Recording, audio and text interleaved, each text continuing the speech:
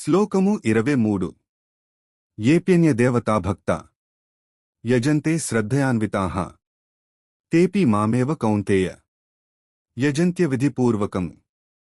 ఓ అర్జున, ఇతర దేవతలను అమితమైన శ్రద్ధతో ఆరాధించే భక్తులు కూడా నిజానికి నన్నే ఆరాధిస్తున్నారు. అయితే వారి ఆరాధన అవిధిపూర్వకమైనది. అంటే సర్వదేవతలకు మూలమైన పరమాత్మ ఒక్కడే అనే విషయాన్ని గ్రహించకుండా వారు తెలియనితనంతో, అజ్ఞానంతో వేరువేరుగా పూజిస్తున్నారు. ఈ శ్లోకం ద్వారా భగవంతుడు రెండు విషయాలను స్పష్టం చేస్తున్నాడు. విశ్వజనీనత. ఏ రూపంలో దైవాన్ని పూజించినా ఆ భక్తి చివరికి ఆ పరమాత్మకే చేరుతుంది. అవిధిపూర్వకం.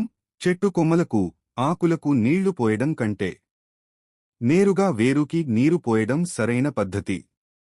మూలమైన పరమాత్మను వదిలి ఇతర దేవతలను పూజించడం అంటే నియమబద్ధమైన జ్ఞానం లేకపోవడమే అని అర్థం. శ్లోకము 24 అహం హి సర్వయజ్ఞానాం భోక్తా చ ప్రభురేవ చ నతు మామభిజానంతి తత్వేనాతశ్చవంతి తే. అన్ని యజ్ఞాలను స్వీకరించే వాడిని, ఆ యజ్ఞ ఫలాలను ఇచ్చే భగవంతుడను నేనే.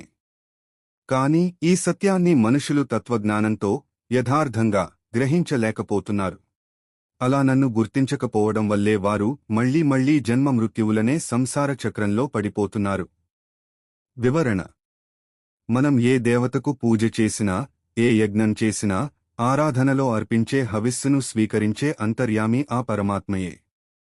ఆరాధనలో లోపాలున్నా భక్తిని చూసి ఫలాన్ని ఇచ్చే అధికారం కూడా ఆయనదే. దైవం ఒక్కడే అని, ప్రకృతిలోని శక్తులన్నీ ఆ ఒక్క పరమాత్మ విభూతులే అని తెలుసుకోవడమే నిజమైన జ్ఞానం. ఇతర దేవతలను పూజించేవారు తాత్కాలికమైన స్వర్గ సుఖాలను పొందుతారు, కాని పుణ్యం క్షీణించగానే మళ్లీ భూలోకానికి రావాల్సి ఉంటుంది. అదే పరమాత్మను తత్వతః నిజస్వరూపంతో పూజించేవారు శాశ్వతమైన మోక్షాన్ని పొందుతారు.